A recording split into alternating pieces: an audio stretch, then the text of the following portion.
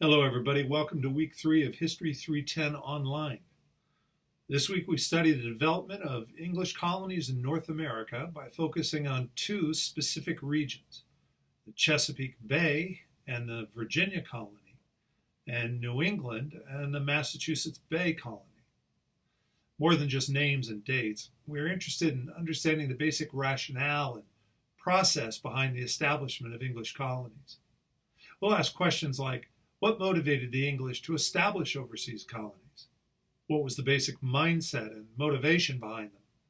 What sorts of people were involved? What part, if any, did concepts of freedom and liberty play? And what types of experiences followed? How did the establishment of these colonies influence, in other words, the history of ours that followed? These are important questions because they help us understand whether the traditional stories of early America, early colonial America, stories like that of the first Thanksgiving, are historically accurate or even relevant to who we've been and who we've become as a people and a nation. It seems that most Americans just naturally assume that freedom was the bedrock principle upon which America was founded, and few bother to put that claim to the test. But our job this semester is to put that claim and all other claims to the test of history, to investigate them and think carefully about whether they hold up under the weight of evidence. Might there be other stories that more accurately explain not only what happened then, but how we've been influenced ever since? Either way, this early colonial period was fundamental to our history and thus deserves our careful attention and understanding. Concepts that are basic to our identities as Americans, concepts such as liberty, freedom, toleration, etc., defined in the context of our early colonial history, but not in the ways we sometimes suppose. This week, in your first graded discussion post, for example, you're looking at expressions of religious liberty.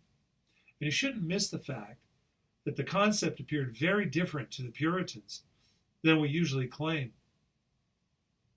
After all, there's no greater cliche than America was founded for religious freedom, by which we typically imagine religious toleration, diversity of belief, respect for individual conscience. But in studying the Puritan documents, do those concepts really seem to apply? Are they supported, in other words, by the evidence? If so, how do we explain a case like Anne Hutchinson? Was she extended religious freedom by the authorities of colonial Massachusetts? So you'll read Chapter 2 in the phone or text as well this week and complete a discussion board assignment based on the documents in that chapter. You'll also view a lecture on England's development of its imperial interests and specifically on the establishment of the Chesapeake and New England colonies. I'll be reading your homework from last week and should have scores posted in your gradebook on Canvas. Once your homework is graded, of course, you're more than welcome to get in touch with me if you have any questions about the feedback I provide. These early assignments are important for the feedback I give you in scoring them.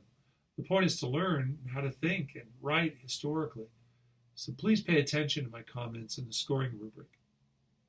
I look forward to reading more of your work. Have a great week investigating American history.